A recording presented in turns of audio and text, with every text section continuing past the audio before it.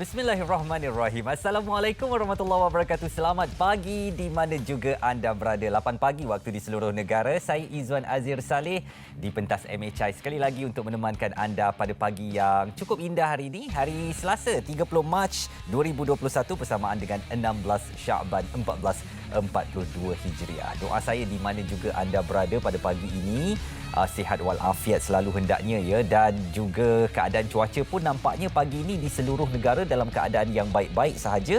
Dan kalau anda merancang untuk memulakan pemanduan, pastikan anda pandu dengan berhati-hati. 16 Syaban hari ini bererti kita ada lebih kurang ataupun tepat 2 minggu menjelang bulan Ramadan Al-Mubarak, bulan suci yang sangat kita nanti-nantikan, bulan yang kita nak raih sebanyak-banyak manfaat. Jadi pastikan keadaan kesihatan kita sekarang sudah mula dijaga dengan baik untuk kita mengimarahkan, memenuhkan bulan Ramadan dengan macam-macam ibadah dalam kita nak meraih segala kebaikan yang Allah Subhanahu Wa Taala nak berikan kepada kita. Jadi sekarang kalau anda ada rasa macam tak sihat ke, rasa demam, jangan tunggu-tunggu jangan simpan-simpan. Alah, esok baiklah tu. Ini penat kerja je. Jangan macam tu. Sebab sekarang kalau rasa tak sihat sahaja dalam zaman pandemik COVID-19 ni, lebih baik kita dapatkan nasihat daripada doktor, dapatkan ubat-ubatan yang betul supaya nanti macam saya katakan tadilah, apabila Ramadan tiba kita semua bersemangat. Lagipun tarawih dah boleh kan sekarang. Pastinya ramai yang dah rindu untuk ke rumah Allah dan melaksanakan ibadah sunnah itu dalam kita nak menyemarakkan semangat Ramadan. Saya sendiri macam tak sabar nak nantikan bulan Ramadan ni. Mudah-mudahan Allah kurniakan kesihatan kepada kita, dan saya teringat satu doa yang ringkas patut kita amalkan sekarang menjelang Ramadan ini. Allahumma balighna Ramadan. Ya Allah, sampaikanlah kami semua kepada Ramadan. Saya walaupun bersendirian di studio temankan anda, tetapi rakan saya tetap setia nak temankan saya ni. Ahmad Fetri Yahya bersiaran secara langsung dari kediaman beliau di Kota Damansara, Selangor. Assalamualaikum, selamat pagi Fetri. Saya berada di ruang yang paling selamat tanpa anak-anak.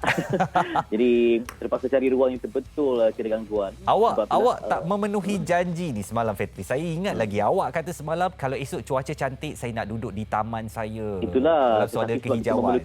Yang saya nampak masih almari tu lagi. Sebab kalau saya di luar, ada lori sampah, ada orang potong rumput.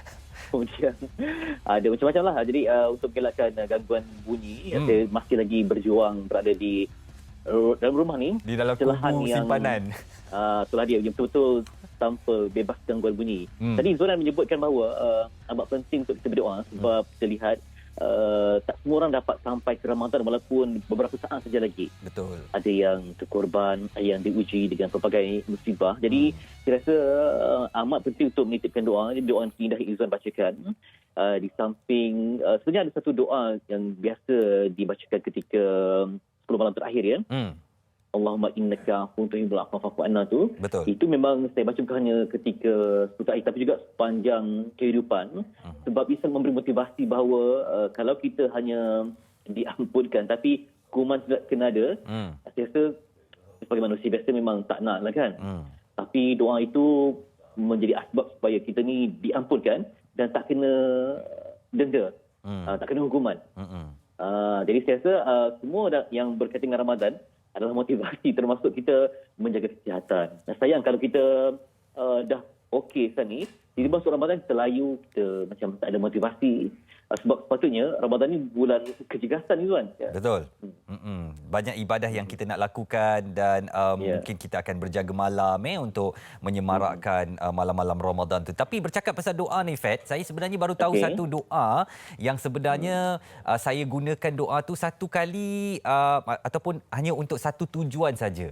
Sebenarnya, awak pernah dengar tak yang doa Allahumma barik lana fima razaqtana wa qina azabannar bukan sahaja digunakan untuk doa makan. Tapi sebenarnya bila saya tulis itu doa makan, ada ilmuwan kata bahawa itu pun bukan doa makan sebenarnya. Betul. Dan saya di radio saya pernah buat satu topik ni, dia orang kata kalau nak cari parking tak jumpa parking dekat pasar raya ke, baca doa ni banyak-banyak akan dapat parking. Saya pun macam itu bukan doa makan ke? Tapi mereka kata itu sebenarnya doa untuk kita mendapatkan rezeki dan masyarakat kita yang dibacakan ketika tawaf. sebab kita nak rezeki kan. Betul. Kemudian saya memang kalau macam kita rushing sangat untuk berdoa, mungkin ada kecemasan ke.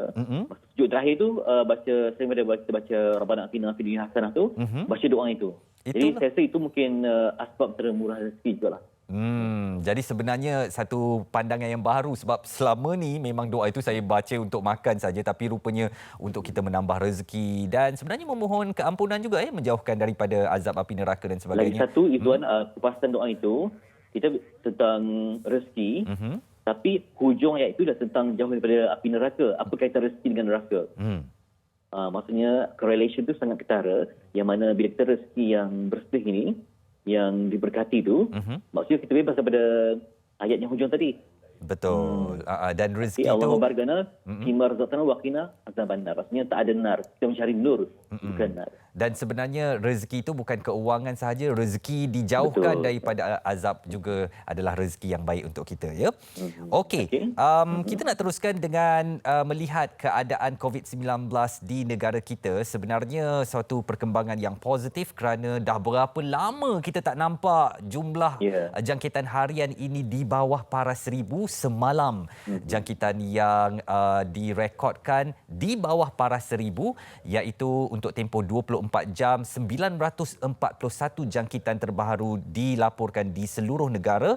Ada 5 kematian juga yang direkodkan dan jumlah kes sembuh juga melebihi walaupun sehari sebelum itu jumlah kes sembuh lebih rendah daripada jangkitan harian, tapi semalam sekali lagi melebihi jangkitan harian iaitu 1,097 dan menjadikan jumlah kes aktif dalam masyarakat atau kadar keboleh jangkitan di 14,000 lebih, dan ini wajar kita berusaha lebih keraslah untuk turunkan 14,000 orang di sekeliling kita yang ada COVID-19 itu supaya jumlah itu lebih rendah. Selangor masih lagi sekitar 200, diikuti Sarawak juga agak tinggi dengan 100, di Pulau Pinang dan Johor juga dalam kadar 100. Saya fikir kalau kita terus patuhi kepada SOP dan juga menjaga disiplin diri kita, tu negeri-negeri yang warna kuning tu kita boleh tukarkan kepada warna hijau insya-Allah tak lama lagi. Dan petang ini semua daripada kita nantikan apa agaknya masa depan negeri-negeri yang masih di bawah Perintah Kawalan Pergerakan Bersyarat PKPB, juga rentas negeri boleh atau tak boleh rentas negeri petang ini. Itu dia. Apa ramalan Izwan? Saya perkirakan rentas negeri masih belum dibolehkan. Walaupun saya sangat inginkan pergerakan rentas negeri itu. Rasanya tak boleh lagi Saya rasalah. Ini bukan pengumuman rasmi. Saya ni bukan penyimpan moho. Mungkin ada maklumat-maklumat ke? Tak ada maklumat-maklumat. Saya rasa kalau diberikan rentas negeri, sebab kita betul tadi Izwan sebutkan first time di bawah angka 1,000, kita bimbanglah sebab sekali kita bergerak, kita ni bukannya populasi yang kecil Betul. Sekali bergerak, puluhan juta akan bertebaran di seantero Malaysia dan amat mencabar, terutama di kawasan seperti RNR dan sebagainya. Kita berpusu-pusu. Jadi apa cara terbaik supaya dapat juga kepada mereka yang perlu ada kekhidmatan. Saya kira berdasarkan pengalaman saya ketika saya membuat surat rentas negeri untuk rakaman, saya juga bertembung dengan individu yang ada kekhidmatan untuk pulang ke kampung. Dan saya melihat ada budi bicara pihak polis. Mereka membawa sokongan ada kematian, ada kes yang nazak. Bila diberi penjelasan yang teliti, dokumen yang cantik, memang akan diberi pelepasan untuk rentas negeri itu. Tetapi dengan syarat-syarat lah. Saya rasa polis ada budi bicara untuk membenarkan mereka atas sebab yang penting. Kalau ada dokumen yang kuat dan sokongan yang kuat dalam dokumentasi surat itu. Saya rasa kalau diberi kebenaran untuk rentas negeri, kedua-dua pihak, rakyat sendiri harus sedar bahawa kesilapan jika dilakukan sekali lagi akan meningkatkan kembali lengkuk COVID-19, dan pihak berkuasa juga perlu ada kaedah bagaimana nak memantau masyarakat yang dah memang mengumpul hasrat untuk rentas negeri setelah sekian lama disekat ni. Pastinya jika kebenaran itu diberikan, mereka akan keluar daripada wilayah masing-masing untuk mendapatkan udara segar, bertemu dengan keluarga dan sebagainya. Jadi kedua-dua pihak, rakyat pun perlu tahu kedudukan mereka, apa yang boleh dan tak boleh mereka lakukan, dan pemerintah juga perlu ada satu rencana khaslah nak mengawal bagaimana agaknya boleh membenarkan pergerakan negeri ini supaya lengkuk COVID-19 itu tak naik kembali, ya. Okey, Fetri. Kalau boleh kita teruskan dengan perkembangan berita hari ini di akhbar-akhbar tempatan. Saya mulakan dahulu dengan paparan pilihan penerbit kami di Berita Harian muka surat 8 tajuknya PAU, Perhimpunan Agung UMNO 2020 ubah corak hala tuju politik negara. 3 gabungan parti dijangka bertembung pada PRU ke-15. Perhimpunan Agung UMNO tahun 2020 yang melabuhkan tirainya kemarin bakal memberi isyarat besar kepada perubahan corak dan hala tuju politik negara, terutamanya pada pilihan raya umum akan datang.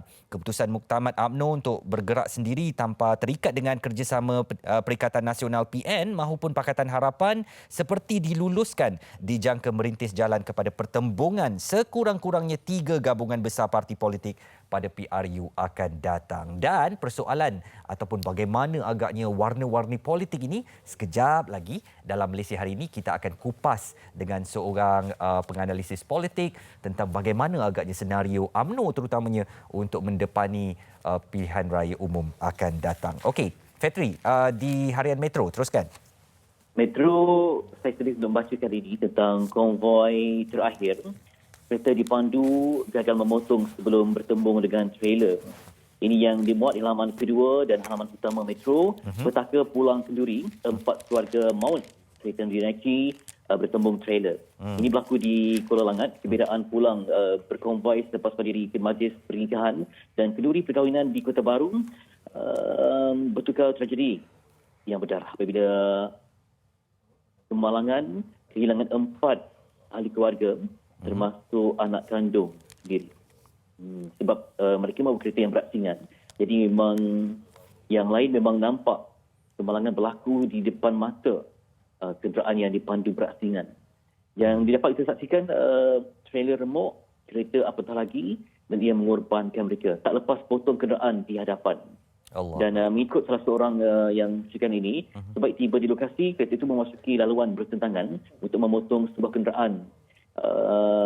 Kereta itu gagal memotong dan bertembung dengan sebuah trailer datang dari arah bertentangan. Jadi tak ada keluarga. Al-Fatihah untuk bangsa yang terkorban. Dan ini perkara yang kita sebelumnya mahu elakkan sebab ia melibatkan nyawa dan emosi mereka yang terjejas, terutama menantikan bulan-bulan Ramadan. Betul. Jadi dalam kita nak menyambut Ramadan, apatah lagi Aidilfitri nanti, diharapkan semua daripada kita mengambil iktibar daripada kejadian sebegini supaya lebih berhati-hati apabila berada di jalan raya. Kadang-kadang selalu saya katakan kesalahan itu bukan diakibatkan oleh kita tetapi kecuaian orang lain, tapi kita juga boleh jadi mangsa. Jadi selalu berhati-hati ya. Okey, saya teruskan Fetri dengan laporan di The New Straits Times, muka hadapan tajuknya Private Fast.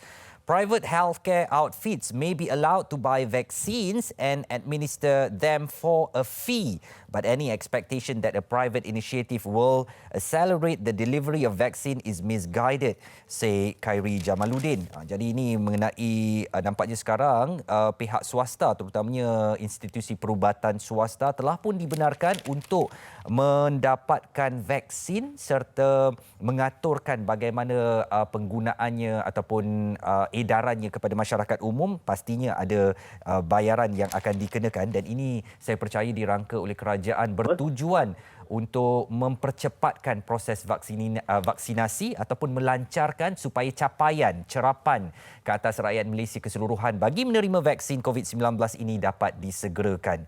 Dan saya nak memanggillah kepada semua rakyat Malaysia supaya kalau belum mendaftar di MySejahtera tu, awak intai-intailah. Ada juga Fetri yang saya jumpa rakan-rakan saudara mara kata kita tak daftar lagi sebab kita nak tunggu dulu, kita nak tengok dulu kesan kepada orang lain. Kalau nampak semua okey, baru kita daftar. Saya rasa macam janganlah macam tu kan. Kita semua nak cepat keadaan norma baharu ini dinormalkan semula. Jadi di samping kita juga masih berjuang dengan segelintir golongan anti-vaksin.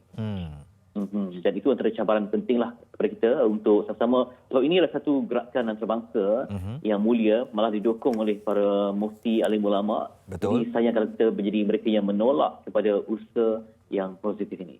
Dan saya perkirakan bakal jemaah haji sebenarnya di tanah air juga telah diseru untuk bersedia untuk mendapatkan vaksin sekiranya Kerajaan Arab Saudi membenarkan ibadah haji dibuka kepada dunia antarabangsa Itulah pada dia. tahun ini. Kita mengharapkan sangat supaya selepas tak ada langsung. Betul. Kecuali rakyat Arab Saudi sampai 1,000 orang saja. Tahun ini kita harapkan ada cahaya yang baru. Tapi mengikut tinjauan awal saya lah Izwan ya. Ini bukan faktanya, hanya tinjauan saya saja. Sistem faktor umur mainkan peranan yang penting. Seandainya umur agak mungkin 60 ke atas. Usia emas lah Usia emas mungkin susah sikit lah untuk pergi haji tahun ini. Sebab dibimbangi faktor imunisasi badan, ketahanan dan sebagainya. Betul. Jadi saya rasa mungkin pada giliran anda tahun ini, tapi disebabkan pandemik ini mungkin akan dianjak lagi. Jadi diberi peluang kepada mereka yang betul-betul sihat dan fit untuk tembusi waktu itu. Walaupun anda katakan begitu, Fetri, saya teringat emak saya, dia nak melihat gambar Kaabah dan dia mengatakan kepada saya, nampaknya mak tak sampai lagi lah ke sana. Sekarang ni dah tak boleh dah warga emas ke sana. Jadi sebenarnya kita memang hidup di dalam jangkaan semata-mata. Belum ada sesuatu yang pasti dan kita berharapkan insya-Allah keadaan akan kembali pulih. Tetapi itulah, bila dah ada tawaran vaksin sekarang, jangan ditunggu-tunggu, terus daftar dan nantikan panggilan apabila giliran kita tiba ya. Okey, saya nak teruskan di studio ini dengan satu perkabaran yang pastinya tak menggembirakan warga Selangor yang masih lagi mendapat kabar-kabar persediaan untuk menyediakan simpanan air akibat akan ada gangguan bekalan air. Tetapi sebenarnya kita kena faham juga gangguan ini bukan saja-saja suka-suka, kerana ada beberapa proses penyelenggaraan yang perlu dilakukan. Saya tak mahu kedengaran seperti mewakili air Selangor atau sebagainya lah, kerana saya juga rakyat Selangor yang terlibat dengan kadang-kadang gangguan bekalan air ni. Tapi kita nak tahu kenapa ia berlaku dan berapa lama tempohnya, komitmen yang dilakukan oleh Air Selangor ni supaya masalah ini terkawal. Bersama saya sekarang adalah Ketua Komunikasi Korporat Pengurusan Air Selangor Sendirian Berhad, iaitu Elina Basri. Hello, Assalamualaikum. Waalaikumsalam, Izwan. Apa khabar, Elina? Baik, Izwan apa khabar? Sihat, Alhamdulillah. Walaupun memang itu sebenarnya saya jangkakan Air Selangor juga memahami sentimen rakyat Selangor setelah sekian lama terpaksa berdepan dengan masalah bergangguan bekalan air. Tetapi seperti yang saya katakan, kali ini ada faktor, ada yang perlu dilakukan oleh Air Selangor akibat gangguan yang bermula hari ini jangkanya. Jadi mungkin boleh Elina berikan penjelasan dengan lebih lanjut lagi untuk penonton-penonton kami. Boleh. Mula-mula terima kasihlah kerana memberi peluang kepada kami di Air Selangor untuk menjelaskan mengenai kerja-kerja yang akan dilaksanakan pagi ini ya. Untuk makluman semua, kerja-kerja penyelenggaraan berjadual ini merupakan sebahagian daripada usaha kami untuk membekalkan bekalan air bersih kepada pengguna secara berterusan ya. Jadi ini termasuk kerja-kerja pembaikan dan program penggantian paip bagi mengganti paip-paip yang sudah lama dan usang. Baik. Khususnya pagi ini, kerja-kerja pengalihan dan penyambungan paip baru akan mengambil masa lebih kurang 12 jam hingga ke 15 jam jika keadaan cuaca mengizinkan. Sekiranya paip-paip ini tidak diganti, memang akan berterusan insiden paip pecah dan bocor. Terusnya menyebabkan gangguan bekalan air lah yang tidak berjadual kepada para pengguna. Ini pasti akan menyukarkan kehidupan harian pelanggan domestik kami dan juga membantutkan urusan perniagaan pelanggan-pelanggan komersial kami. Yelah, dia macam kita nak membina lebuh raya tu, memang keadaan kawasan tu akan teruk dahulu. Tapi kan ada signboard dia kata kesulitan ini hanya untuk masa depan yang lebih baik. Itulah juga seperti yang dilakukan oleh Air Selangor, menyelenggara paip-paip ini sebelum nanti dia pecah dan menyebabkan gangguan bekalan air tak berjadual. Ya.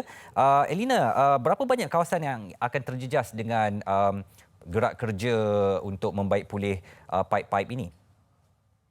Jumlah keseluruhan kawasan yang terjejas adalah 31 kawasan dengan pecahan sebanyak 5 kawasan di wilayah Petaling, 12 kawasan di wilayah Shah Alam dan 14 kawasan di wilayah Kelang. Baik. Apakah wilayah persekutuan juga akan terlibat kali ini?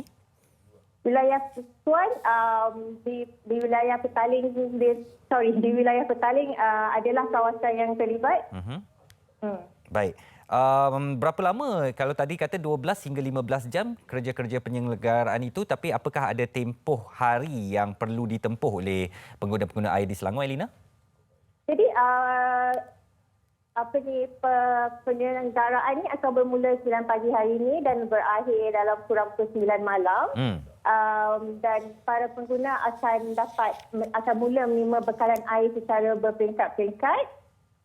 Selepas itu, dan bekalan air dijangka pulih sepenuhnya di semua 31 kawasan pada jam 9 pagi 1 April. 1 April 9 pagi ya? Ya. Dan apakah dalam tempoh itu seperti biasa Air Selangor akan mengagihkan bekalan air ke kawasan-kawasan yang terjejas, Elina? Okey, kami akan menyediakan bekalan air alternatif, bantuan bekalan air alternatif sepanjang tempoh gangguan air berjadual, tetapi terhad untuk premis-premis kritikal seperti hospital dan pusat dialisis serta sebarang kegunaan kecemasan seperti upacara pengemudian. Baik. Dan kalau kita melihat kepada visual sekarang di mana kerja-kerja memastikan paip yang sedia ada itu dapat diselenggara dari semasa ke semasa untuk membekalkan air bersih. Apakah proses ini adalah proses berterusan dari Air Selangor yang mana suatu hari nanti beberapa kawasan lain juga akan terlibat dengan gangguan bekalan air bersih untuk maksud yang sama iaitu penyelenggaraan paip-paip ini, Elina? Memang ini adalah satu inisiatif yang berterusan lah. Memang kami memang kami ada program penggantian paip pada setiap tahun untuk meningkatkan kualiti dan untuk meningkatkan kualiti mutu kualiti dan aset-aset kami lah untuk keselesaan pengguna pada masa hadapan.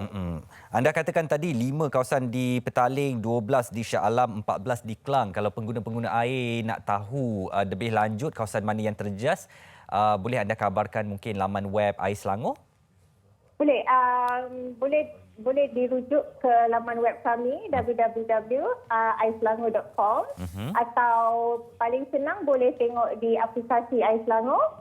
Kita ada app sendiri, kalau tak download lagi sila boleh download dan memang senang, boleh tengok je kawasan yang terlibat lah dengan jadual bekalan air, gangguan bekalan air ni. Okey, dan betul ke dulu Elina, saya nak tanya juga sebab saya pun rakyat Selangor kan, kadang-kadang kawasan saya pun terjejas. Dia kata kalau dah tak boleh sangat bekalan air betul-betul dah tak ada, kita boleh telefon Air Selangor dan mereka akan hantar lori. Betul boleh buat macam tu Elina Okey, untuk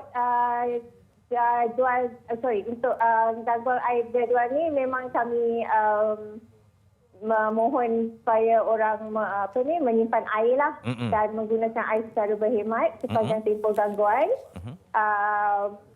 Sebab ini kita dah notify seminggu lebih awal kan. Betul. Jadi kami harap pengguna-pengguna boleh menyimpan dengan sebaiknya lah. Okey, jadi itu juga seruan kami kepada pengguna-pengguna yang terjejas bagi tempoh ini. Penyelenggaraan ini di kawasan-kawasan yang terlibat tadi, 5 Petaling, 12 Shah Alam dan 14 di Klang untuk dapatkan ataupun simpan air yang secukupnya bagi tempoh yang terjejas. Elina Basri, Ketua Komunikasi Korporat Pengurusan Air Selangor ataupun Air Selangor, terima kasih kerana bersama dengan Malaysia hari ini. Terima kasih Izwan. Baik, jaga diri. Assalamualaikum. Assalamualaikum. Itu dia satu lagi perkembangan dan kita asingkanlah sentimen dengan emosi kita ya, yang mana memang kalau air terjejas tu, air ni kalau dia tak ada, dia bukan macam tak ada elektrik tau. Air ni segala benda kerja tak jadi.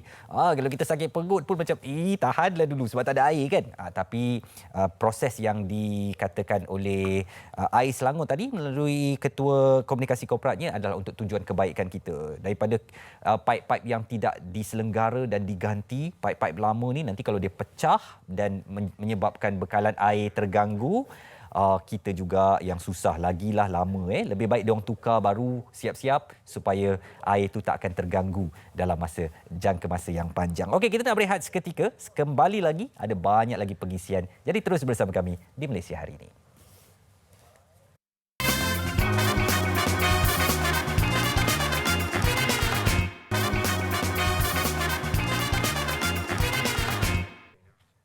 1 minit lagi ke 8.30 pagi. Assalamualaikum, selamat pagi. Terima kasih kepada anda yang terus bersama Malaysia hari ini. Keadaan cuaca baik hari ini di seluruh negara kecuali beberapa tempat sikit sahaja di sandakan Sabah yang sedang hujan sekarang. Dan anda yang sedang memandu ataupun yang nak memulakan pemanduan sekejap lagi tu pastikan pandu dengan berhati-hati ya. Saya nak teruskan pagi ini dengan satu kejadian yang boleh berlaku kepada kita. Kadang-kadang kita tak jangka tetapi kejadian ini berlaku di rumah terutamanya terkunci dalam tandas akibat masalah tombol kunci pintu itulah. Jadi ini berlaku kepada seorang rakan kami sebenarnya di Media Prima ni dan isteri bersama anak-anaknya terperangkap dalam tandas lebih 7 jam atau 8 jam mungkin. Jadi kita nak tahu keadaan itu, bagaimana ia berlaku, kenapa ia berlaku dan bagaimana situasi itu dihadapi terperangkap dalam kawasan yang kecil dan sejuk selama tempoh yang lama.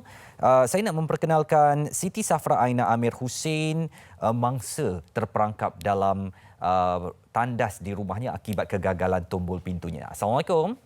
Waalaikumsalam, Cik Izwan. Safra, apa khabar? Alhamdulillah baik. Dan sebenarnya saya dah tahu kes ni sebab suami anda juga bekerja di Media Prima kan? Ya. Dan berapa lama sebenarnya Safra terperangkap dalam tandas dengan anak-anak tu? Lebih kurang 7 jam lebih macam tu. 9.50 sampai 5.10 minit. Allahu Akbar. Macam mana awak dan anak-anak boleh masuk ke tandas tu dan terkunci dalam tu? Kalau boleh ceritakan Safra. Okey, seawalnya saya akan mandi bersama anak-anak. Baik. Sebab anak saya yang tengah hari akan pergi sekolah. So pagi tu kami semua akan mandilah. Mandi. Dan bila selepas 20 minit tu saya dapati yang kami ni terkurung. Ya.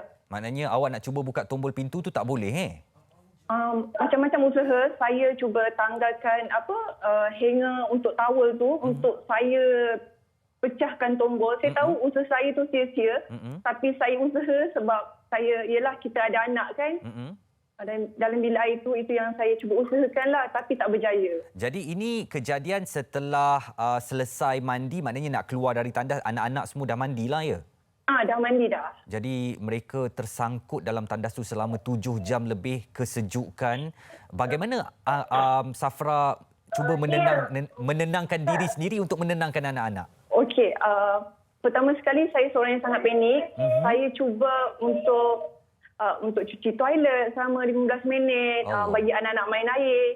Sampai satu tahap saya tak boleh nak main air ataupun anak-anak nak main air. Saya usaha minta tolong dekat jiran. Tapi memandangkan saya baru pindah dekat sini, tak ada jiran. Kawasan yang sangat bising, jadinya tak ada siapa yang dengarlah jeritan saya untuk minta tolong kan. Tak ada. Sebelum masuk ke tandas tu, awak dan anak-anak sarapan? Anak-anak saya kebiasaannya dia kurang makan pagi tau. Itu yang membuatkan saya agak frust dalam bilik air tu. Allahu Akbar. Mereka meragam, mungkin menangis dalam tandas tu? Anak saya, dia tak menangis tau dalam bilik air. Dia macam, anak-anak dia suka main air. So, saya bagi dia main air. Tapi, selepas buka je pintu, diorang terus menangis. Mungkin diorang faham situasi tu tau. Tapi diorang tak luahkan masa dalam bilik air tu. Sejujurnya dalam keadaan sebagai seorang yang cepat panik, Safra, awak terduduk tak di dalam tandas itu dan menangis mungkin mengenangkan? Sejujurnya saya dah hypo tau. Saya pening dan rasa nak terlelap je. Sebenarnya saya agak risau anak saya yang pertama sebab dia tak tidur siang. So dia alami 7 jam tu dengan keadaan yang kesejukan. Saya dah tertidur. Saya dah tak fikir apa yang terjadi sebenarnya. Baik. Dah tertidur dah. Dan suami anda yang kami kenali sebagai Yang sedang bertugas di radio dan Ya, betul. Jadi kejadian hanya selesai apabila Yang pulang ke rumah ya? Okey, sebenarnya dia akan balik selepas maghrib. Tapi dia rasakan sesuatu macam something wrong. Saya punya WhatsApp tak balas, saya tak update story dekat Instagram. Alright. Dia call saya and then dia pergi ke sekolah anak. Bila cikgu cakap anak tak pergi sekolah, dia lagi panik. Dia terus balik rumah pukul 5. Sepatutnya dia akan balik lambat. So kat situ dia dah mula panik. Sebenarnya husband yang lagi trauma daripada saya sebab dia alami situasi yang dia dah start fikir negatif dah. Bila anak tak pergi sekolah, kereta dia dekat basement, keadaan rumah pun keadaan masa dia nak pergi kerja, keadaan rumah macam tu. So dia dah trauma lah. Dia lagi trauma daripada kami lah sebenarnya. Jadi ceritakan kepada saya, apa tindakan suami anda apabila pulang ke rumah tu yang mana anda tahu suami dah pulang waktu tu? Okey, bila dengar suara suami daripada luar, saya terus cakap dengan dia yang kami terkurung. Dia macam, ya Allah, betul ke ni? Macam, kenapa? Dia dah kata, kenapa dia balik lambat?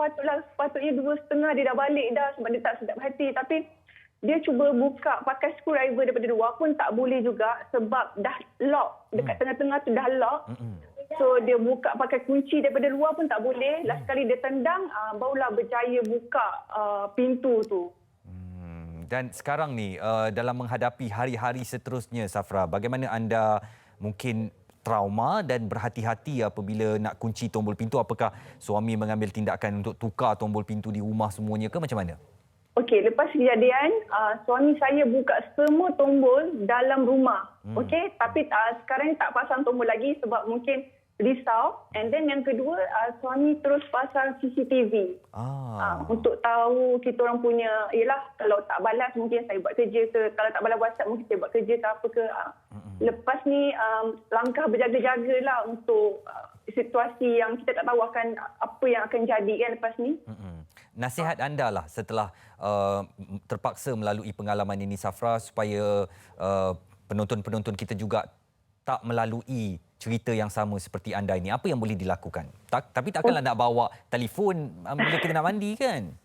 Tapi sebenarnya pun tu penting. Boleh je sebenarnya bawa telefon tu, letaklah tempat yang tak kena air, bawa telefon ke mana sahaja sebab bukan tandas rumah je, mungkin tandas awam pun selalu juga benda ni terjadi sebenarnya. Betul. Lepas tu yang kedua, pastikan kita ada tool ataupun peralatan jika kita tersangkut kat dalam bilik air tu kan.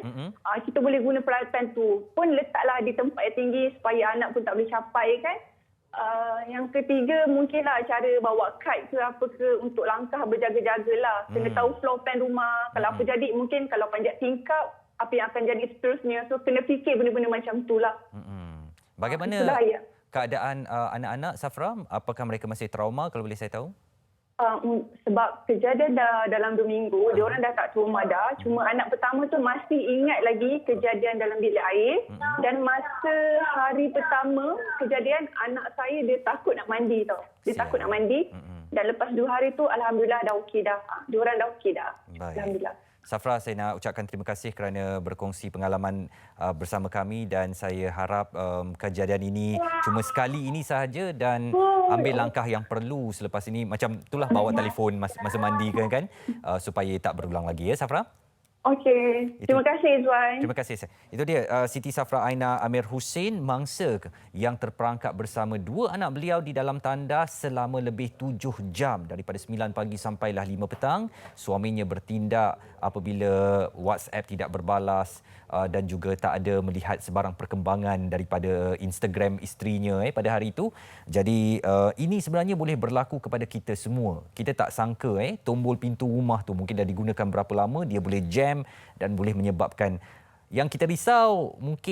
Kita mungkin tak apa, tapi kalau ibu ayah kita, warga emas yang terperangkap dalam tandas untuk tempoh jangka masa yang sebegitu, ini boleh begitu bahaya ya. Dan kita nak bersama dengan seorang usahawan kunci. Kita nak tahu apa yang boleh kita lakukan kalau tanpa permintaan keinginan kita tapi terpaksa melalui episod seperti Safra tadi. Muhammad Herwan Zainul bersama saya di talian. Hello, Assalamualaikum. Assalamualaikum. Waalaikumsalam warahmatullahi. Wan, anda punya kedai dekat mana, Wan? Saya dekat Gombak. Gombak, Gombak Greenwood. Pertama, mungkin boleh diceritakan kenapa tombol pintu ni lama-lama kegunaan dia tu dia boleh menyebabkan orang terperangkap dan tak boleh buka tombol tu, Wan?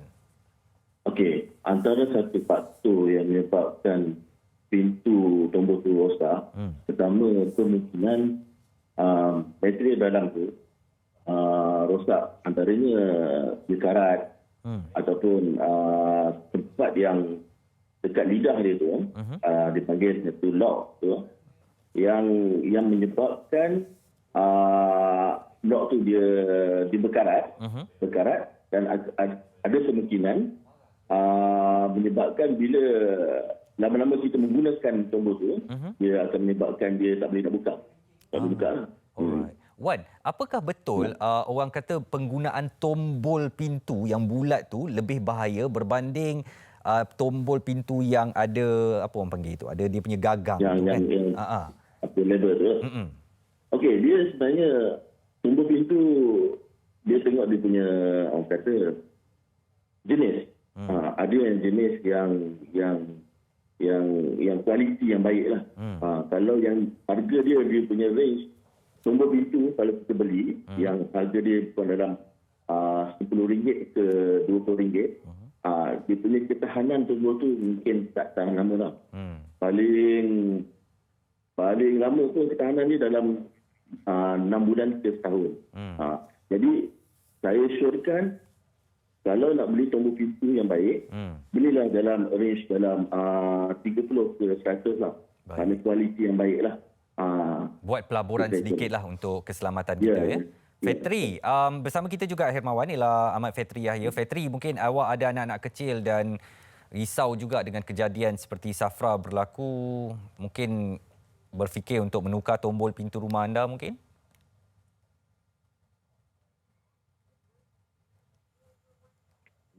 Jadi saya daripada seandainya yang berada dalam bilik itu adalah golongan yang minor.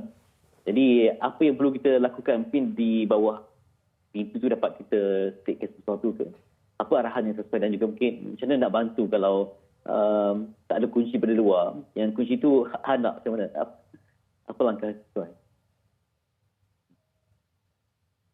Anda jelas dengan soalan saya? Maknanya kalau tak ada kunci kedua. Betul. Tak ada kunci kedua. Okey. Kebiasaannya kalau tak ada kunci kedua, okey. Kebiasaannya kalau orang dia menggunakan kekerasan ataupun tolak pakai kaki ataupun menggunakan kad atau pukul skru. Tapi ada kebiasaannya ramai yang berjaya. Benda tu. Tapi benda tu akan menyebabkan pintu rumah jadi rosak. Kalau contohnya kalau rumah tu rumah silver, jadi kalau kita menggunakan kekerasan atau akan menyebabkan pintu tu akan rosak.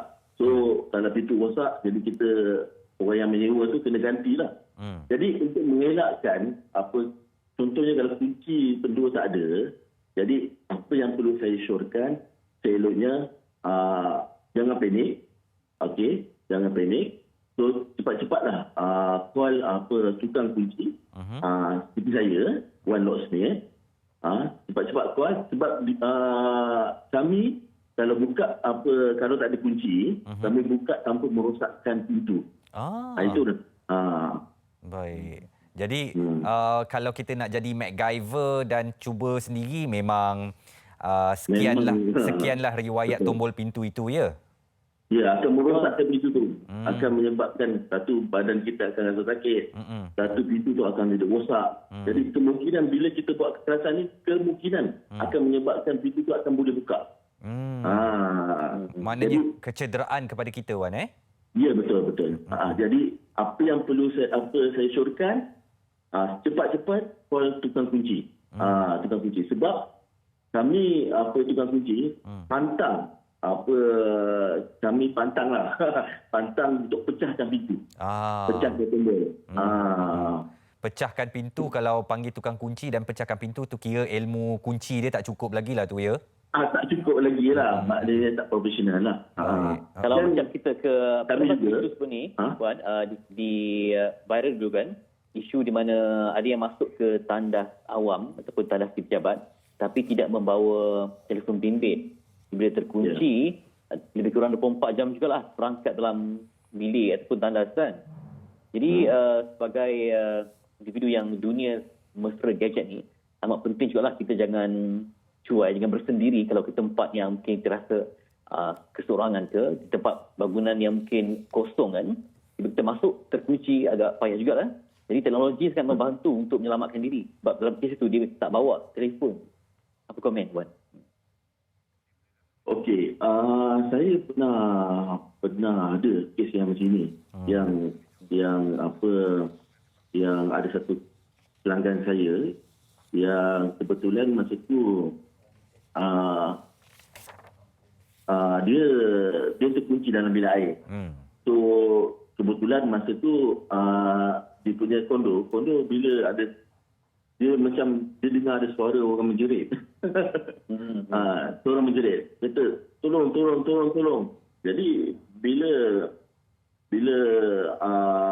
customer tu menjerit, minta tolong.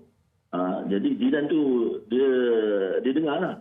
So dia dengar, dia kontak jiran dia, tak angkat. Sebab tu telefon tu duduk dekat luar bilik lah, bilik air. Sebab dia turun dalam bilik air. So makna jiran dia macam dia call tak jawab. Lalas jiran ni dia tak panik. Dia kata dia pernah dulu ada ambil servis dengan kunci dengan saya. So dia call saya, Wan, saya ada dengar ada orang jiran jerit minta tolong buka pintu. So dia call saya, terus saya buka pintu utama, lepas tu pintu bilik air. Alhamdulillah. Mungkin perempuan ni dia menjerit kot. Dia menjerit. Jadi itulah maknanya dia selamat untuk buka pintu lah. Itu siasat saya. So sebab apa, di dalam bilik air tu, kalau kita tengok, yang ada biasanya ada burus gigi, atau benda-benda yang, kalau ada benda-benda keras tu, insyaAllah, kalau kita cuba untuk usahakan, untuk buka, kadang-kadang berjaya, kadang-kadang tak berjaya. Biasanya bilik air yang terkunci tu, biasanya dia punya bentuk, kalau kita perhatikan, dia bentuk yang macam ni lah. Lidah ni banyak problem kadang-kadang. Ini yang menyebabkan dekat bilik air tu, bila daripada orang yang duduk bilik air dia tak boleh buka, disebabkan ini. Dia disebabkan ini. Jadi tukang kunci pasti dekat ini lah. Ini. Baik. Saya rasa sekarang antara yang boleh saya nasihatkan kepada penonton-penonton ialah ada atau simpan nombor telefon tukang kunci juga. Cari di kawasan berdekatan ke. Terutamanya kalau dalam keadaan kebakaran. Tu yang kita risau juga tu. Dia terperangkap ke jadi benda. Contohnya mungkin dia nak mandi, dia tengah masak air ke. Kan tiba-tiba macam-macam kejadian na'udzubillah lah boleh berlaku. Jadi eloklah cari tukang kunci berdekatan, simpan nombornya dalam telefon dan untuk kita semua kalau ada kejadian jiran ke, kita tahu siapa yang nak cari. Sebelum tu saya nak tanya sikit. Apa kebiasaannya customer ni, pelanggan lah yang masalah kunci terkunci ni, kadang-kadang dia orang ni call bomber. Jadi bila call bomber ni, sekarang bomber ni banyak prosedur. Dia nak tanya kenapa, jadi melambatkan masa untuk datang ke tempat kejadian lah. Jadi biasanya tukang kunci ni bila dia orang call kami, terus kami datang. Itu kan. Itu kami punya kan. Tapi kalau bila call bomber ni dia banyak prosedur. Jadi lambat sikit masa untuk bergerak untuk pergi tempat kejadian lah. Jadi apa yang saya syorkan, call dulu tukang kunci. Tukang kunci. Jangan panik, call tukang kunci, cik boleh datang tak segera. InsyaAllah. Ini akan usahakan datang secepat yang mungkin lah. Itu tips yang baik sekali. Saya nak ucapkan terima kasih kepada usahawan kunci kita, kedainya di Gombak, Muhammad Herwan Zainul, dan yang berada di sekitar Gombak, awak simpan nombor telefon Herwan ini. Saya gaji. Baik, nombornya 0123456789. Jadi saya ulangi sekali lagi di kawasan Gombak lah, 0123456789. Simpan nombor ini dan senang supaya anda boleh dapatkan hikmat. Inilah kalau ada kejadian kecemasan ini. Okey, tak apa, kita nak berehat seketika. Sekejap lagi kita nak pagi. Saya pula yang terbayang-bayang kalau terkunci dalam bilik air itu macam mana. Sekejap lagi kita nak berbincang pasal politik pula. Jadi terus bersama kami di Malaysia Hari Ini.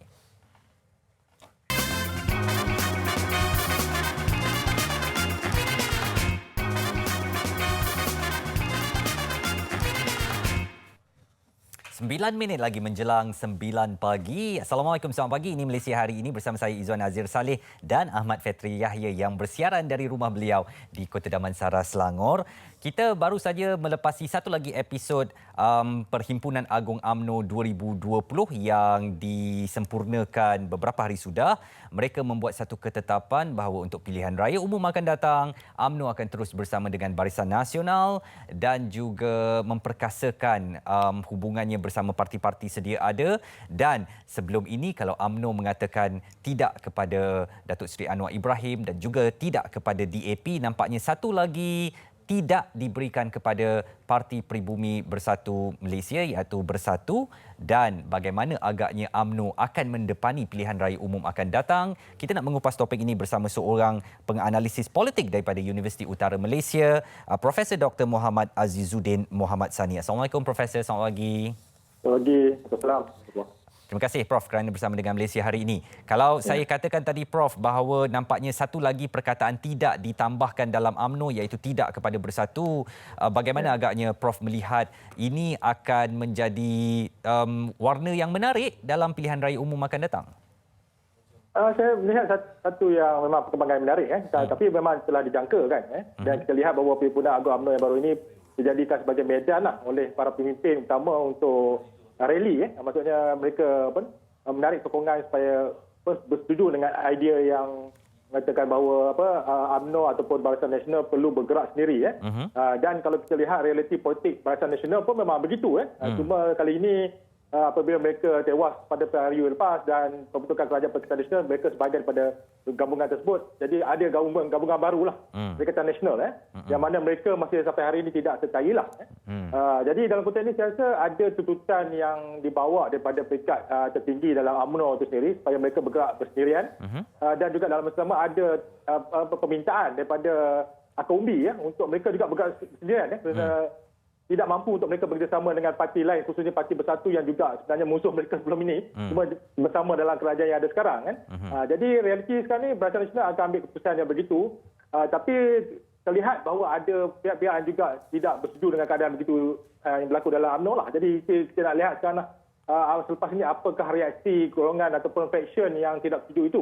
Adakah mereka kekal dengan idea untuk bersendirian atau bersama dengan kepimpinan yang ada sekarang untuk bergerak secara bersendirian dan menghadapi pilihan umum yang akan datang dengan satu gerakan yang kita tahu sebelum ini Barisan Nasional, tapi Barisan Nasional yang bukan sekuat ketika PRP sebelum inilah, yang mana kita tahu Barisan Nasional hanya ada 3 parti saja sekarang ni. Berbanding dengan sebelum ini ada 13 parti. Jadi dari segi kekuatan tu agak kurang berbanding sebelum inilah. Baik. Prof, bagaimana agaknya pertembungan 3 penjuru yang kita boleh jangkakan dalam PRU ke-15 nanti apabila satu signal isyarat jelas telah diberikan oleh UMNO di Perhimpunan Agung ini, akankah itu memecah belahkan undi, terutamanya undi Melayu? Saya rasa sudah semestinya kalau kita lihat pada PRU 14 yang lepas pun memang berlakunya pertembungan 3 penjuru. Ada ada Barisan Nasional, ada Pakatan Harapan dan juga ada Gagasan Rakyat ketika itu. Bukan Gagasan Sejahtera ketika itu yang diketuai oleh PAS. Jadi dalam konteks ini sebenarnya memang undi Melayu itu berpecah. Dan bila berpecah ketika itu ada peluang terasa kepada the third force, maknanya parti yang ketiga kuat untuk menentukan hala tuju kerajaan yang bagaimana untuk dibentuklah. Tapi dalam konteks ini kita lihat PAS ada kelebihan ketika itu dan berjaya menguasai 3 negeri yang mana sebelum itu mereka hanya menguasai 1 negeri saja.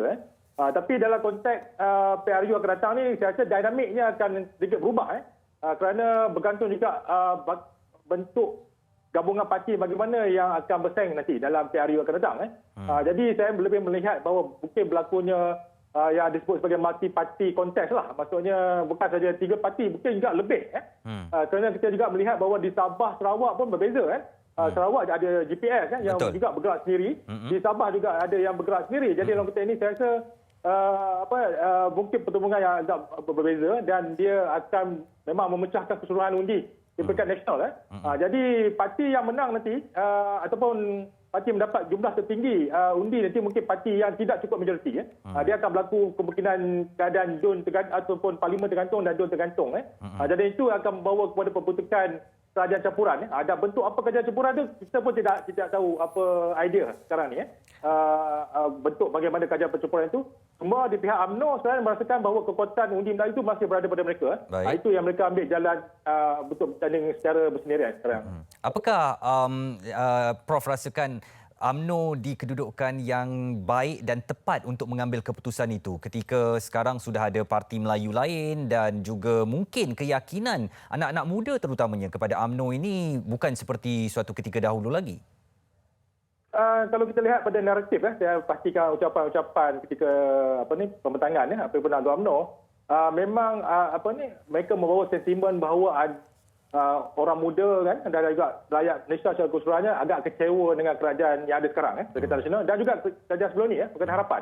Jadi mereka merasakan merindui kerajaan Barisan Nasional kembali memerintah. Jadi itu naratif yang dibawa.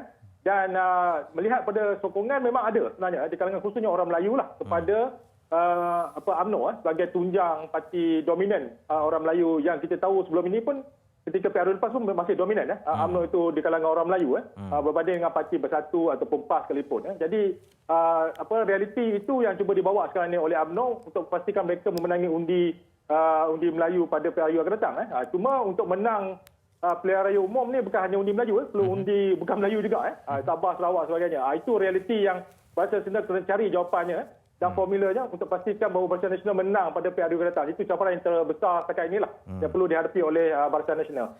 Bagaimana agaknya Prof melihat dengan beberapa orang pemimpin UMNO berada dalam kerajaan sekarang dan ada yang memberi isyarat jelas bahawa mereka mampu bergerak bersendirian, contohnya seorang pemimpin dari Perlis, seorang pemimpin dari Perak pula mengatakan dia tidak akan berhenti daripada kedudukannya sebagai pengerusi sebuah GLC sekarang. Bagaimana agaknya UMNO perlu memperkuatkan saf supaya suara-suara satu versi sahaja yang akan kedengaran dari parti itu dan tidak mendengar seperti menteri-menteri yang ada dalam kerajaan sekarang akan terus berhikmat dan sebagainya. Jadi kesatuan UMNO itu dapat ditonjolkan kepada pengundi nanti. Ya, saya rasa UMNO sekarang ni perlu memikirkan bagaimana untuk menjatuhkan semula staf dalam kepimpinan sebab memang jelas memang berlakunya perpecahan kan. Sebab ada yang mahu melihat bahawa penyatuan Melayu secara keseluruhan bersama Barisan Nasional Bersatu dan juga dengan PAS untuk bergerak bersama untuk terus memimpin negara pada masa akan datang. Cuma ada juga kumpulan yang merasakan bahawa dengan bekerjasama ini menyebabkan UMNO itu kurang dominan dan tidak lagi jadi parti dominan pada masa akan datang. Jadi idea ini berpecah menyebabkan kalau kita lihat Perhimpunan Agong UMNO baru ini banyak seruan supaya staf dikembalikan semula dan bersatu semula tapi di bawah agenda untuk bergerak secara berasingan dengan bersatu. Sekarang ini mungkin boleh bekerjasama dengan Perikatan Nasional masih boleh diteruskan sehinggalah PRU akan datang. Tapi PRU akan datang Barisan Nasional telah buat ketetapan bahawa akan ataupun UMNO buat ketetapan akan bertanding secara berasingan Jadi ini sebenarnya hak parti itu untuk buat Tapi samanya kepimpinan ataupun penyokong atau akar umbi menyokong kepada idea ini juga satu persoalan yang besar lah yang perlu diselesaikan oleh UMNO sebelum betul-betul menghadapi PRU akan datang. Kalau tidak, saya rasa akan berlakunya keadaan yang sabotaj dalaman yang agak tinggi dan ada calon-calon atau pemimpin yang dinafikan sebagai calon Jadi ini menyebabkan perbalahan dalaman lah yang berlaku dalam UMNO yang sebenarnya akan melemahkan UMNO itu sendirilah. Jadi banyak realiti keadaan yang saya rasa perlu ditangani oleh UMNO dan yang penting sekali siapa yang perlu diikut oleh penyokong ataupun pemimpin akar umbi UMNO Tapi hakikatnya UMNO sekarang ni dalam memikirkan bahawa ia perlu balik sebagai parti yang dominan dan ini sebagai cabaran yang terbesar lah bergerak melalui Barisan Nasional untuk menjadi dominan. Sebab mereka rasakan kalau bergerak dengan sama ada bersama Perikatan Nasional ataupun bersama Pakatan Harapan sekalipun mereka tidak akan dapat ciri dominan itu di Malaysia. Jadi itu realiti yang sukar untuk dijelaskan tapi itu realiti yang ingin UMNO tuju pada masa inilah. Baik. Terima kasih Profesor kerana berkongsikan pandangan Prof dan kita akan lihatlah dalam masa yang terdekat ini bagaimana agaknya percaturan politik ini dilakukan untuk kita bersedia ke PRU ke-15 nanti. Profesor? Ya. Terima kasih. Profesor Dr. Muhammad Azizuddin Muhammad Sani, penganalisis politik daripada Universiti Utara Malaysia, memberikan kupasan tentang warna-warni Perhimpunan Agung UMNO ke-20, bukan ke-20, tahun 2020, yang telah pun meletakkan landasan bahawa mereka akan bergerak di atas tiket Barisan Nasional secara sepenuhnya dan tidak akan bekerjasama dengan Perikatan Nasional yang dipimpin Bersatu. Okey, Fetri, kabarnya ada nak membacakan dan mengumumkan beberapa perkara yang menarik untuk pengetahuan penonton-penonton kita, Fetri? Itulah dia macam pengumuman apa pula kan. Yang penting saya nak umumkan. Tadi Izzuan awal tadi kami berbincang tentang bagaimana tentang pengumuman PKPB dan sebagainya. Kali ini berkaitan dengan From Zero to CEO yang bakal melahirkan usahawan tanpa modal dengan berniaga Perusahawan IKS. Dan siapa sahaja yang ingin mengubah kehidupan dan mencana pendapatan tanpa mengeluarkan modal, daftarkan diri anda di website www.zero2ceo.com.my. Jangan lupa www.zero2ceo.com.my. Mungkin anda akan menjadi usahawan yang berjaya dan mampu untuk bergelar CEO yang dihormati. Baik, berikutnya saya nak kongsikan tentang Hot FM, seorang lagi pemenang Hot Celebrity berjaya dijumpai. Tahniah kepada yang memenangi wang tunai berjumlah RM29,500. Wow, ini berjadi duit raya ni. Dengarkan geng Pagi Hot dan geng Hot untuk tahu bagaimana cara untuk menyertai Hot Celebrity. Hot FM lebih hangat daripada biasa. Betul lah juga kan? Demikian perkongsian saya. Berapa lagi perkara yang mungkin dapat memberikan motivasi yang tadinya untuk menjadi usahawan, ini pula untuk menjadi mereka yang terlibat dengan peranduan yang mampu untuk menjadi pendapatan kepada anda. Sekali itu saja buat masa ini perkongsian saya. Fetri, kita kembali. Ya, Izzuan. Hot FM tadi apa dia punya tagline? Itulah muzik paling hangat kan, bukan itu kan?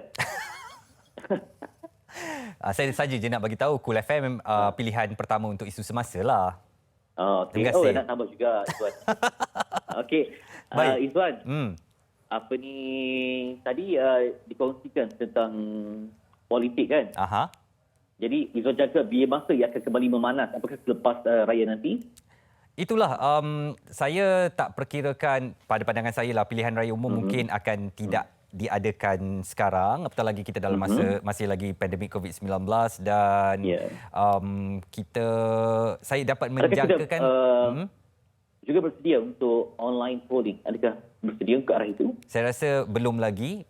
Hatta negara adik kuasa seperti Amerika Syarikat pun masih menggunakan langkah pilihan raya konvensional, masukkan kertas dalam kotak. Jadi mungkin itu suatu yang boleh dipertimbangkan, tetapi kita nak melihat ni pasal undi 18 tu, sama ada boleh ke tak boleh ke kan.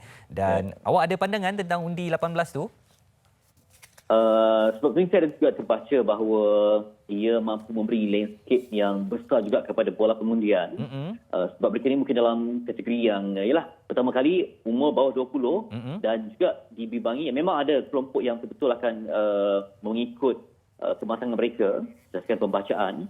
Tapi saya bimbang ada juga kategori yang lalang yang tidak begitu mengkaji situasi dan sebagainya, dan bimbang jumlah ini keluar begitu ramai mengundi dan memberikan impak kepada pengundian yang mungkin akan mengubah situasi dan juga corak dalam keputusannya nanti.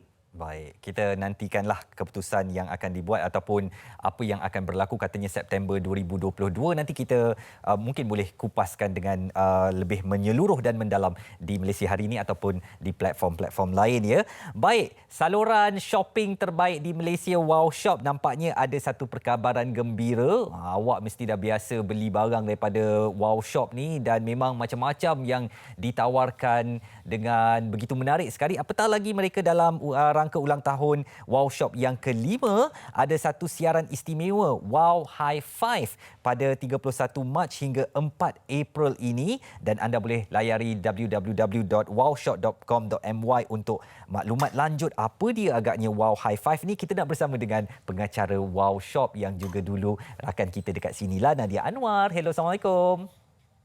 Hai, Assalamualaikum. Apa khabar? Sihat? Sihat. Apa khabar awak, Nadia?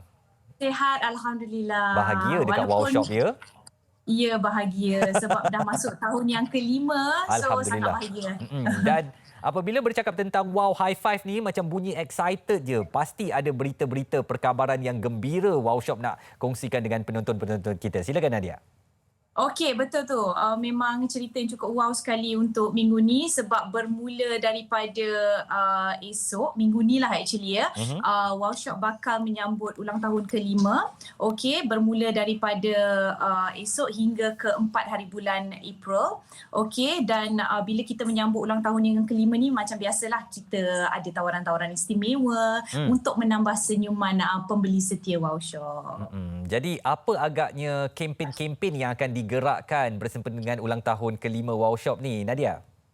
Okey, bermula daripada esok 31 Mac kita akan lancarkan promosi Wow High Five, okey, di mana kita akan ada produk-produk terbaru, produk-produk terpilih dan yang bestnya sekali, anda akan menerima 5% diskaun serta merta sekiranya anda membuat pembelian bermula daripada 31 hingga ke-4 hari bulan April ini, dan kita akan paparkan siaran istimewa ini sepanjang 5 hari di TV3, TV9 dan 8TV. Wow, saya dengan 5% tu saja saya dah macam wow. Dan saya nak terus nak wow lagi. Ceritakan lagi kepada penonton apa lagi yang wow daripada Wow Shop. Okey, selain daripada diskaun 5% serta merta ditawarkan juga kalau anda membeli di atas talian secara online, anda akan tetap dapat 5% wow cashback tu. Okey, yang bestnya wow cashback ni senilai dengan duit. Jadi lebih banyak anda beli, lebih banyak penjimatan yang anda akan dapat ya.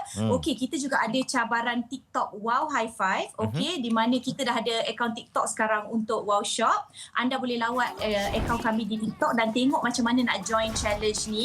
Agak mencabar jugalah nak menari, tapi yang best ya, kita collaborate dengan kumpulan yang tengah wow sekarang ini iaitu Dola.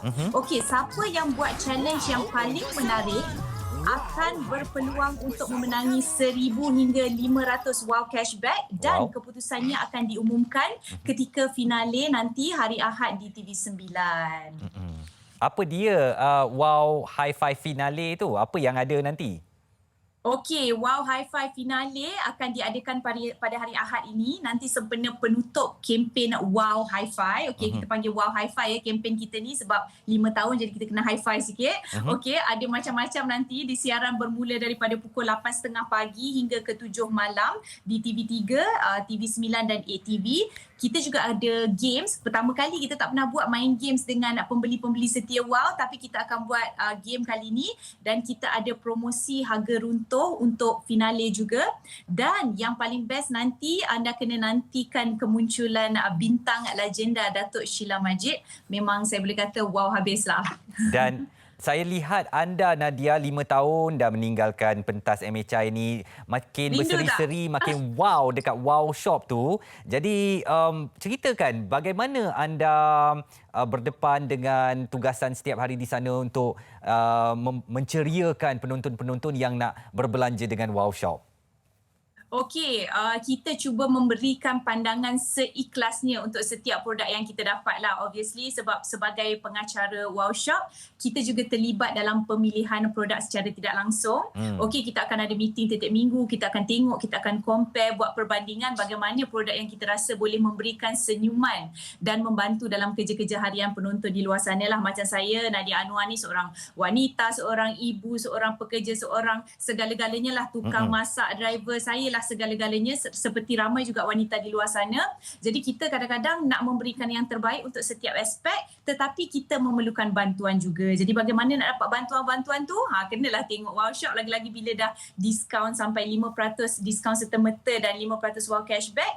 Nak beli pun senang, tapi Nadia personally recommend anda untuk membeli secara online sebab kita perempuan memang suka berjimat. Kalau dapat wow cashback memang untung. Boleh beli di www.wowshop.com.my ataupun download sekarang. Okey, sebelum esok saya nak sarankan kepada anda yang belum download lagi aplikasi mobile Wow Shop untuk download sekarang juga. Tetapi kalaulah ada kakak-kakak, makcik-makcik yang tak pandai sangat dari segi teknologi, jangan risau. Kita masih juga membuka talian kita iaitu 1800 180808 untuk membantu anda membuat pembelian.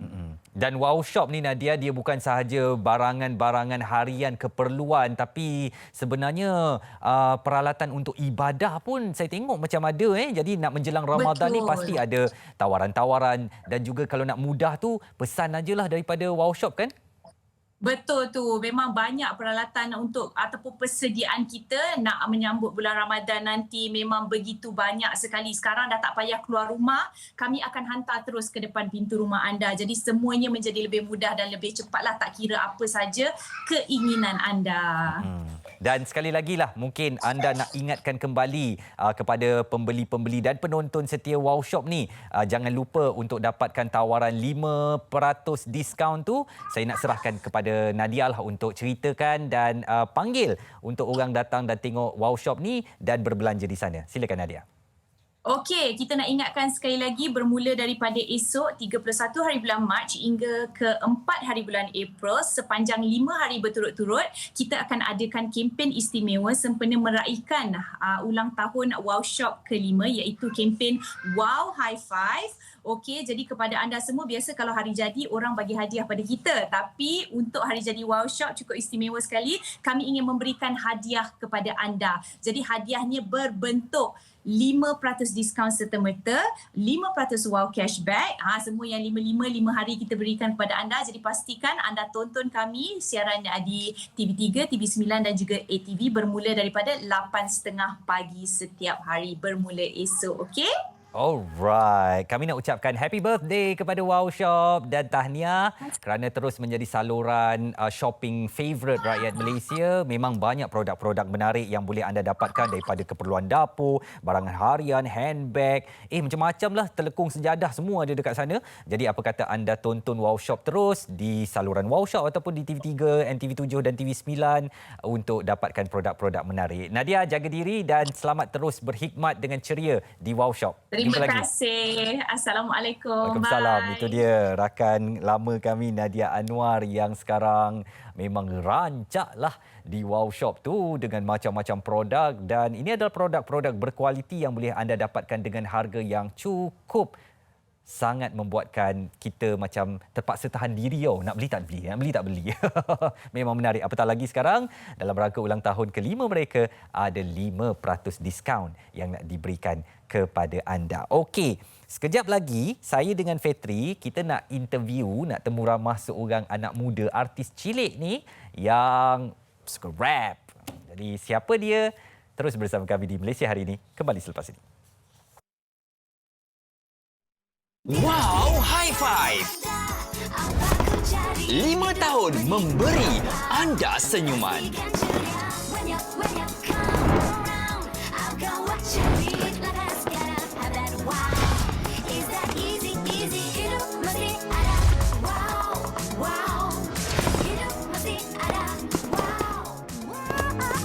Wow untuk semua. Wow High Five bersama kami.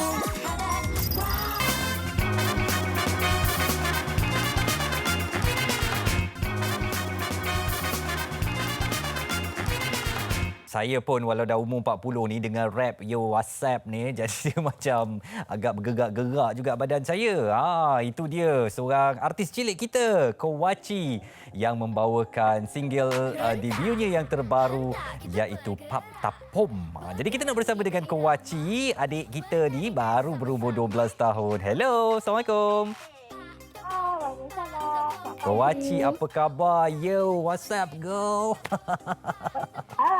Abang tak tahulah. Rasanya kalau orang panggil rap, memang gitu je lah kan. What's up, girl? Gitu je lah kan. Betul Ada cara lain tak? Cubalah ajar abang sikit. Cara apa saya nak greeting lah? Macam mana? Macam greeting. Kita macam... Kalau yang hip-hop kita boleh buat handshake ke macam oh yeah, gitu. Macam mana tak budak-budak you all ni kan, generasi Gen Z ni kan. Yo man, tangan gitu gitu. Alright, Kowachi. Bagaimana sekarang ni dengan... tapi sebelum tu kita nak sapa seorang rakan abang ni lah, penulis lirik, host dan juga MC artis kahwin terkenal ni, Ahmad Fetri Yahya. Nanti awak kahwin pun boleh panggil dia Fetri. Dan Kewacip, kalau boleh abang tanyalah dulu. Maknanya kenapa awak pilih rap? Rap ni kan bukan zaman-zaman abang dulu ke masa membesar-besar dulu? Okay, saya pilih rap sebab dalam hip hop dia ada elemen dia. Lepas rap ni masih salah satu elemen lah. Saya ingatkan elemen baru dalam hip hop, which is rap. Atau dan awak pun memang suka menari So dalam menari pun ada lagu rap, ada lagu R&B. Dan kita pun kasih suka rap. Okey, nanti kita nak cerita pasal Pap Tapom ni. Lagu dia macam ada tadi, macam sikit-sikit Pap Tapom tu macam ada sikit irama Malaysia tau. Macam Pap Tapom, macam nak gabungkan tu kan. Cuma nak di-fusionkan jadi macam rap sikit. Fetri, melihat kepada video klip tadi daripada Kewaci kita ni, mungkin awak pun yang sama usia dengan saya teruja tengok adik kita ni boleh rapping Terlibat dari kampung umur 4 tahun ya. Kan? Dapat dengar tak? Betul. Masa menari umur 4 tahun kan? Okey. Masa menari 8 tahun dah start.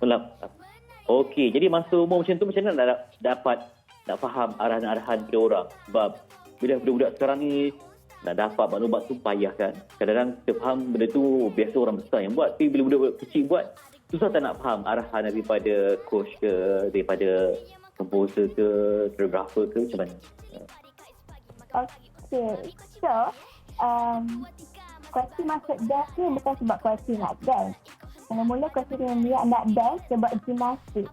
Sebab gimnastik ada floor routine. Betul. So floor routine tu kan ada musik.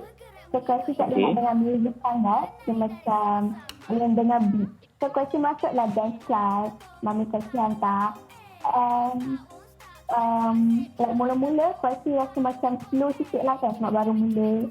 And then bila dah lama, tiba-tiba Kuaci rasa macam lagu tu dah dalam Kuaci. Dah biasa. Tiba-tiba dengan muzik terus nak bergerak, terus otak boleh bergerak.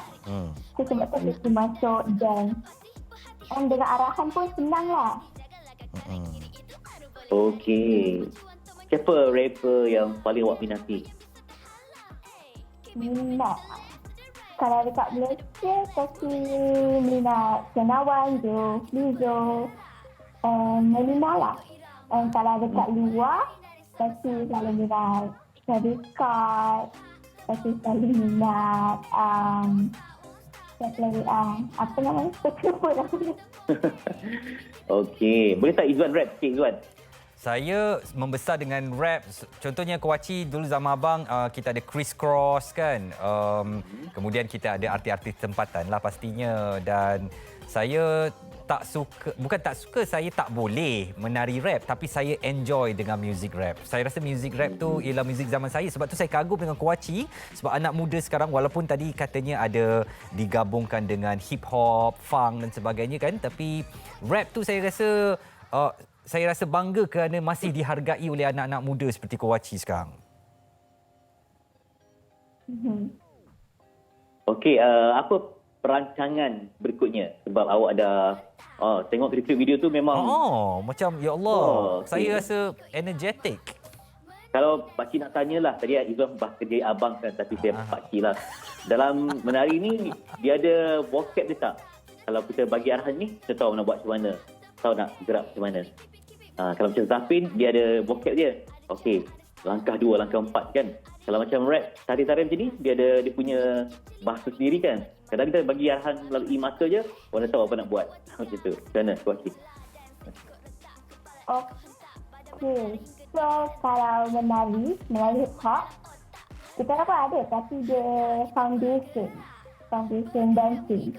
So, kena macam belajar bass dulu, kena belajar groove dulu.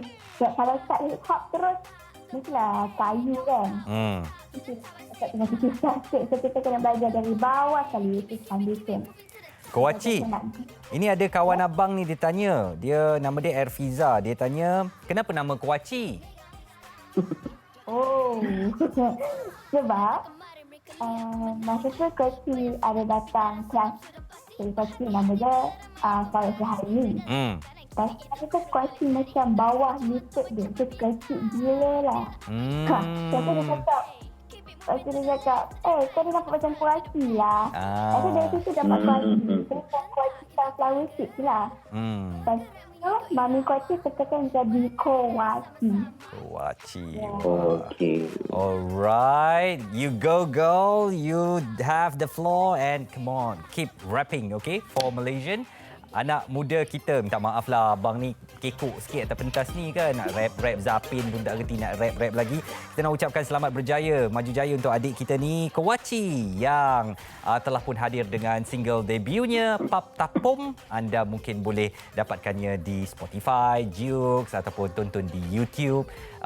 Selamat berjaya Kowachi. Semoga terus membanggakan industri seni muzik di tanah air.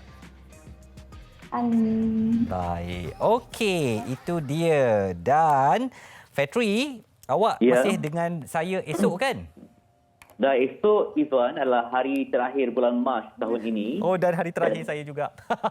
Ya ke? Maksudnya, kita akan berganjak kepada fasa kedua dalam 2021 yang akan lebih bermaya, lebih bercahaya. Jadi buat yang terbaik untuk Mac sebab April adalah bulan yang sangat penting untuk kita, untuk dunia, sebab ada tetamu agung, yakni Ramadan. Betul. Dan juga kita sama-sama nantikanlah petang ini pengumumannya. Jangan berharap terlalu tinggi. Jangan kata sebab dah lama tak boleh rentas negeri, mesti kerajaan akan bagi rentas negeri punya. Kalau awak terlalu mengharap, awak akan nanti kecewa. Jadi kita tunggu saja pengumuman. Fetri, terima kasihlah kerana telah temankan saya sepanjang siaran hari ini. InsyaAllah kita bertemu lagi di masa akan datang, ya? Itu dia rakan saya, Ahmad Fetri Yahya, yang masih lagi berlatar belakangkan almari di rumah beliau. Saya berharap esok dia bolehlah keluar ke taman. Tak apalah, nampaklah lori sampah buat kerja tu kan kehidupan. Kalau tak ada lori sampah, siapa yang nak ambil sampah kita, betul tak? Jadi laksanakan sahaja kehidupan ini. Warna-warna di luar tu lebih cantik dan lebih indah lagi, ya Fetri? Okey, esok kita ada sesuatu yang menarik untuk kita bawakan dan anda perlu tonton, iaitu waspada kelumpuhan tidur. Kenapa ia berlaku? Apa penyebab kelumpuhan tidur ini? Awak nak tidur rasanya macam semuanya okey saja, tapi tiba-tiba awak bangun, awak dah lumpuh. Esok kita akan kupaskan tajuk ini, dan ini perhatian yang penting untuk kita dalam kita nak mendepani macam-macam masalah kesihatan mutakhir ini. Jadi akhir kata, bagi pihak semua warga kerja MHI, saya Izwan Azir Saleh, terima kasih di atas perhatian anda. Jaga diri, hiasi peribadi. Assalamualaikum. Jumpa lagi.